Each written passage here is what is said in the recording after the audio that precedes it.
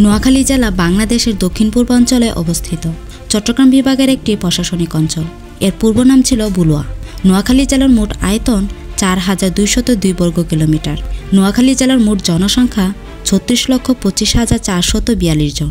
প্রতি বর্গ কিলোমিটারে বাস করে ৮৬০ জন মানুষ। নোয়াখালী বাংলাদেশের একমাত্র জেলা যার নিজ নামে কোনো জেলা শহর নেই। নোয়াখালীর জেলা শহর মাইজদী নামে পরিচিত। মাইজদী কিভাবে নোয়াখালীর জেলা শহরে পরিণত হলো, চলুন সেই সম্পর্কে বিস্তারিত জেনে আসি।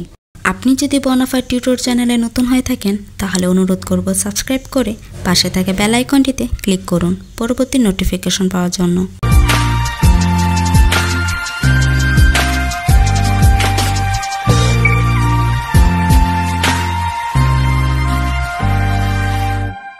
নোয়াখালী জেলার প্রাচীন নাম ছিল বুলুয়া। নোয়াখালী সদর থানার আদি নাম সুদারাম। ইতিহাসবিদদের মতে একবার ত্রিপুরার পাহাড় থেকে প্রবাহিত ডাকাতিয়া নদীর জলে বুলুয়ার উত্তর পূর্বাঞ্চল ভয়াবহভাবে প্লাবিত হয় ও ফসলি জমির ব্যাপক ক্ষয়ক্ষতি হয়।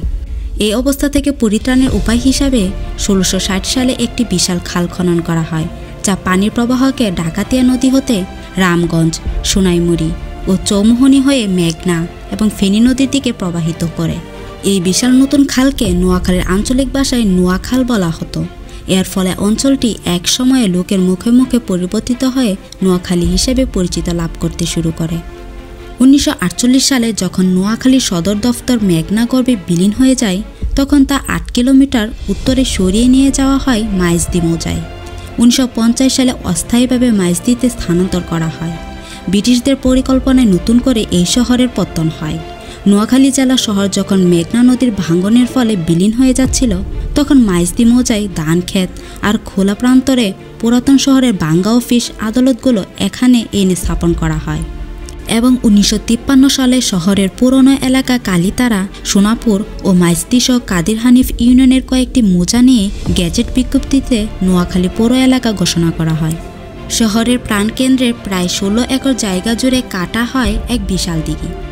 লোকমুখে প্রচলিত হয় বড় দিঘি নামে। সেই দিঘি চতুর্দিকে চক্রাকারে বানানো হয় ইট সুরকির রাস্তা। সেই রাস্তাকে ঘিরে বাংলো আকৃতিতে বানানো হয় সরকারি সব ভবন। এই দিঘিটি ব্যবহৃত হতো মূলত শহরের জলাধার হিসেবে। দিঘিতে পাম্প লাগিয়ে বিভিন্ন সরকারি অফিস আদালত এবং আবাসিক এলাকায় পানি সরবরাহ করা হতো। মাইজদী শহর স্থানান্তর করলেও সুদীর্ঘ সময় প্রায় ১ যুগ পর্যন্ত মাইজদীকে নোয়াখালীর জেলা সদর দপ্তর হিসেবে সরকারিভাবে স্বীকৃতি দেওয়ার বিষয়টি বিতর্কিত অবস্থায় ছিল। অবশেষে ১৯৬২ সালে মাইজদীকে নোয়াখালী জেলার স্থায়ী সদর দপ্তর হিসেবে সরকারিভাবে স্বীকৃতি দেওয়া হয়।